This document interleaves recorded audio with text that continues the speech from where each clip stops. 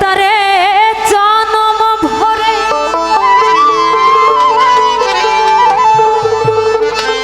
আমি একদিন না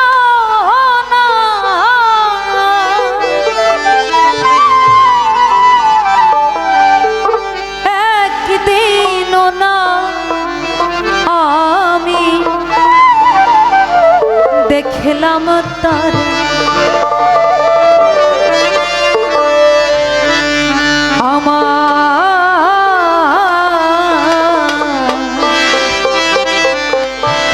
এই ঘরখানায় কে বিরাজ করে। আসলে সাইজির বাণীর মধ্যে কি বলেছেন, জনম ভরে একদিনও না আমি দেখলাম তারে আমার এই ঘরখানায় কে বিরাজ করে। আসলে আল্লাহ কোথায় বসত করে?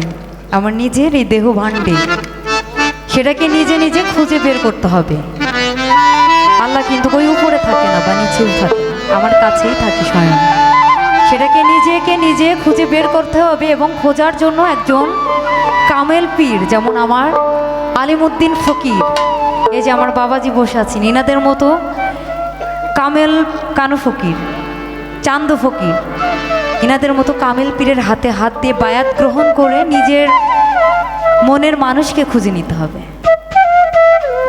একটু বিশ্লেষণ করলে সাজির বাণী কিন্তু বোঝা যায়।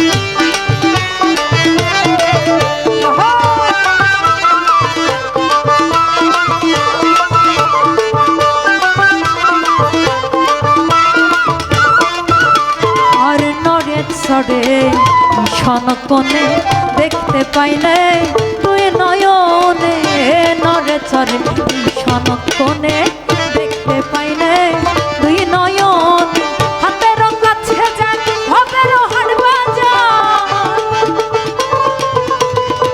হাতের কাছে যান হবের হাট বাজার, ধরতে গেলে হাতে পাইলে তাই আমার ঘরখানাইকে বিরাজ করে, আমার ঘরখানাইকে বিরাজ করে।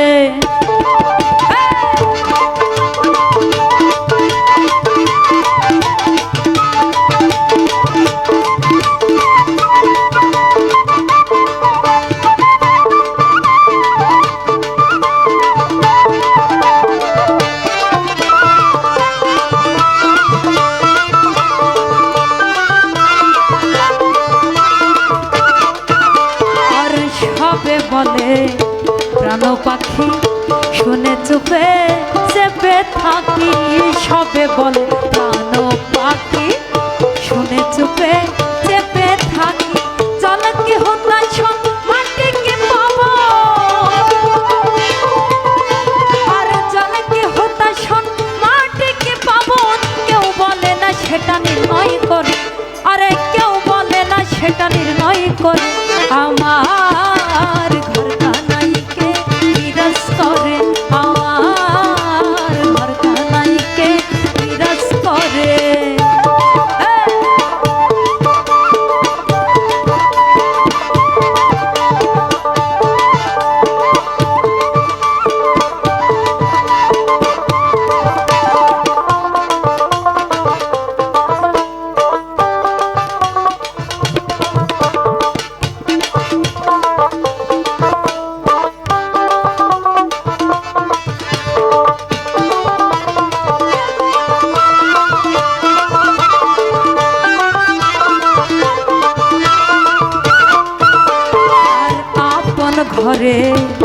খবর হয় না, বাঞ্ছা করি পরকে চেনা, আপন ঘরের খবর হয় না, বাঞ্ছা করি পরকে চেনা।